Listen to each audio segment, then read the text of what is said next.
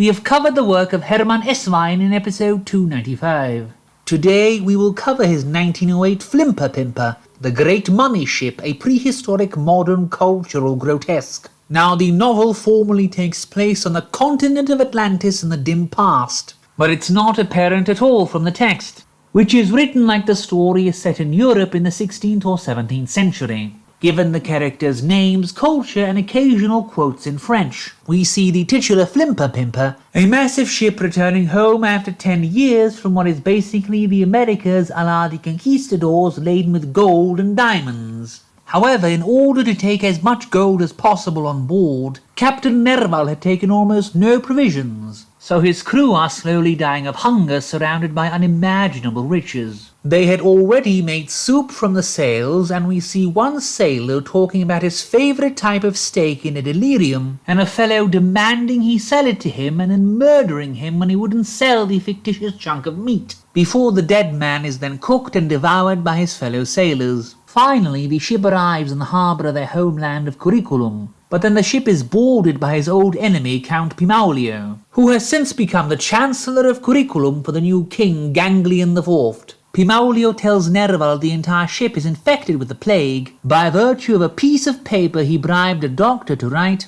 and then exiles the entire crew on the opposite shore in the barbaric land of Curriculum, a land from which only the most low-grade menial labourers are taken and where, once exiled, they can never return from. In the meantime, Pimaulio is sat in his palace ignoring the panic caused by news of his fake plague, letting a hunchback paint his collection of frogs while predicting the future by means of a special telescope. Nerval wakes up on the coast of Curriculum with his starving crew, several sailors beating their brains out on the rocks in despair. Then when they try to find food, they are encircled by the Fury crawling out of the subterranean holes they live in, and are seemingly condemned to death as Nerval wanders into the ancient mansion inhabited by Salzbrenner, the banished son of the previous Chancellor of Curriculum. In Curriculum, King Ganglion is preparing to be initiated into the sacred cult of the Ur-Thing, from which Ontoson, the founder of Curriculum, was spontaneously spawned from in ancient prehistory. The High Priest Poliazza reveals the machinations and perfidy of Pimaulio to the king,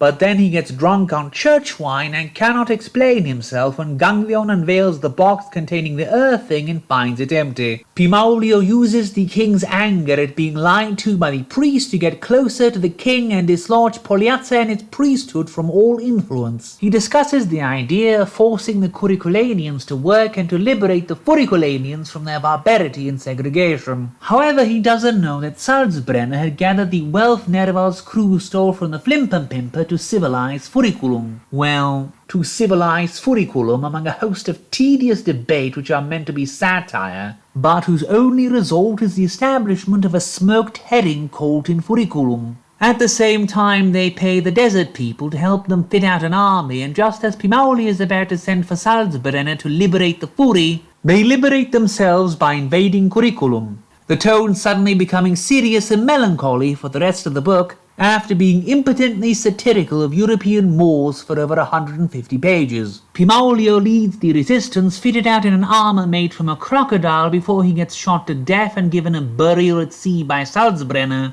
while the insane King Ganglion is driven away and Captain Nerval is proclaimed the new king.